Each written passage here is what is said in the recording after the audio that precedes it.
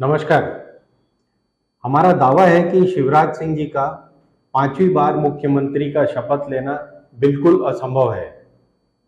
विश्वस्त सूत्रों से, हमारे अपने विश्वस्त सूत्रों से पता चला है कि बीजेपी हाईकमान और नागपुर के सर्वे सर्वा इसके पक्ष में नहीं है और ये हाल तब है जब वे जानते हैं कि बीजेपी एमपी में जीत हासिल करेगी कि नहीं, यह भी अभी निश्चित नहीं है।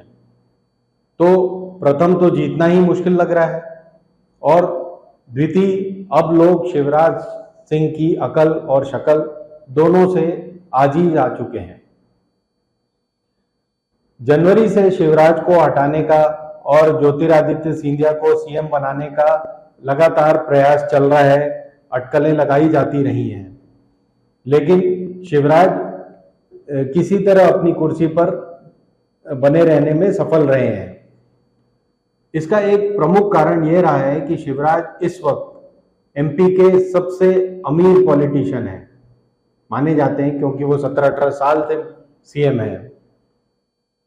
तो धन बल के सहारे कुर्सी तो उन्होंने बचा ली, लेकिन 17-18 साल का सीएम रह सके ऐसी उनकी हैसियत 2004-05 में भी नहीं थी और अब भी नहीं लगती है।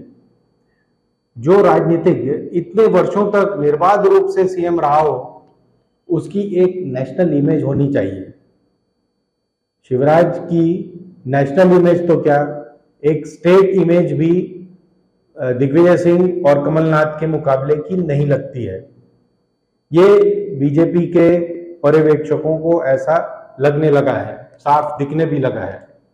वो सिर्फ एक सर्वाइवर है और खुद ही जो इंसान अपने आप को मामा कहे, वो कभी भी अपनी बातों या नीतियों में वजन नहीं ला सकता। मसलन शकुनी मामा, कंस मामा, तो आदमी अपने आप को मामा ही कह रहा है। 17-18 सालों में शिवराज ने कोई ऐसी नीति निर्धारित नहीं की जिसके लिए उन्हें जाना जाए।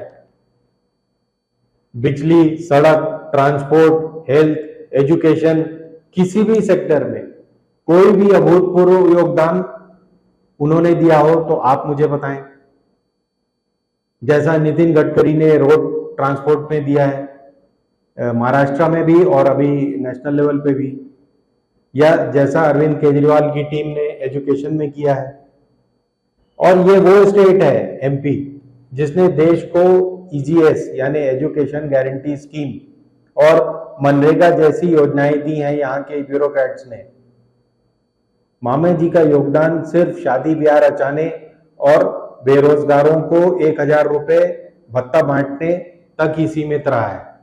यही उनकी सोच है कि किसी तरह कुर्सी से चिपके रहो।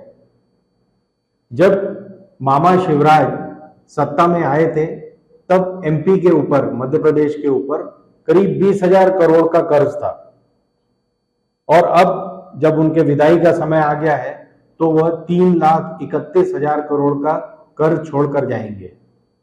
डंपर, व्यापम से लेकर डैम के घपलों से घिरे 18 सालों में शिवराज एक फिसड्डी मुख्यमंत्री साबित हुए हैं और अब नरेंद्र मोदी जी और अमित शाह जी को भी समझ आ गया है और वो आश्वस्त हैं कि उनको बदलना है। मुद्दा सिर्फ ये रहता है कि अगर बीजेपी जीत जाती है तो शिवराज की जगह किसे मुख्यमंत्री बनाया जाए।